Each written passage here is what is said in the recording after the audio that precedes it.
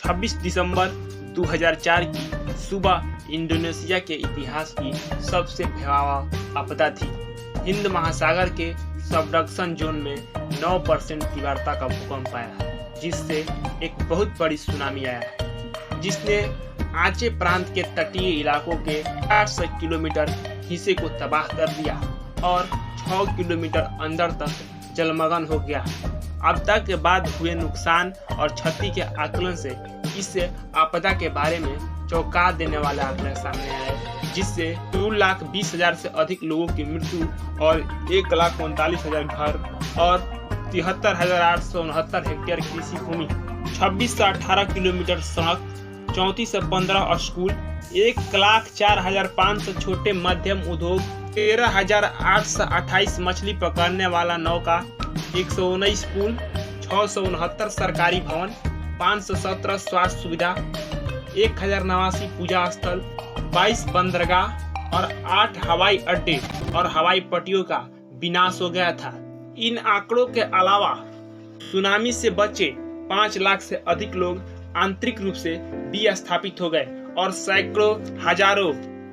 लोगों ने अपनी आजीविका खो दिया।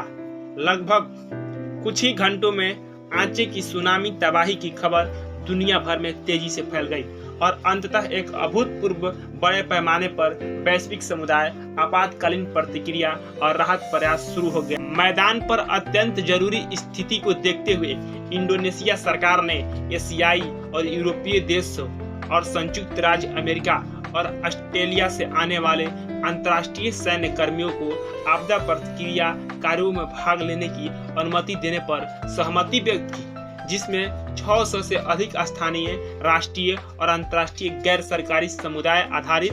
नागरिक सम्मान, बहुपक्षीय और संयुक्त राष्ट्र संगठन भी शामिल थे। इनमें से कुछ संगठन सुनामी के बाद के पुनर्निर्माण और पुनर्प्राप्ति चरण में शामिल रहे। पुनर्निर्माण कार्य में अनुमानतः 4.9 बिलियन अमेरिकी डॉलर लगाया गया था, जबकि अंतर्राष्ट्रीय समुदाय के दाताओं और इंडोनेशिया सरकार के सहमति विभिन्न स्रोतों से प्राप्त धन 6.7 बिलियन अमेरिकी डॉलर था।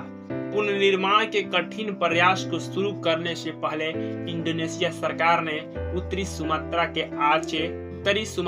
आचे और नियास के पुनर्वास पुनर्निर्माण के लिए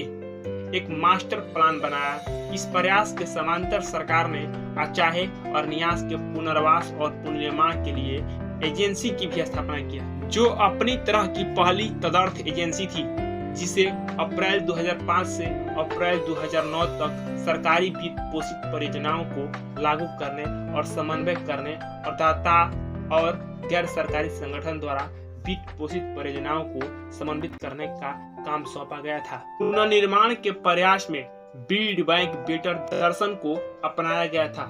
यह मार्गदर्शक सिद्धांत यह सुनिश्चित करना चाहता है कि प्रत्येक पुनर्निर्माण प्रयास आपदा जोखिम न्यूनीकरण की अवधारणा को एकीकृत करेगा, जो भविष्य में आपदा जोखिम को कम करने और लचीलापन बनाने में मदद करेगा। सुनामी के बाद की बहाली और पुनर्निर्माण के प्रयासों से आमतौर पर आवास, बुनियादी ढांचे, पर्यावरण, कृषि, आजीविका, स्वास्थ्य, स्थानीय अर्थव्यवस्था, शिक्षा और आपदा प्रबंधन क्षेत्रों के संदर्भ में महत्वपूर्ण उपलब्धियां हासिल हुई। आपदा प्रबंधन से संबंधित इंडोनेशिया गणराज्य कानून संख्या 24/2007 के अधिनियम और आपदा प्रबंधन संस्थाओं के परिवर्तन ने इंडोनेशिया में आपदा प्रबंधन प्रतिमान में एक बड़ा बदलाव चिन्हित किया, जिससे इंडोनेशिया को भविष्य की आपदा घटनाओं के लिए अधिक प्रभावी ढंग से प्रभावित करने में मदद मिलेगी।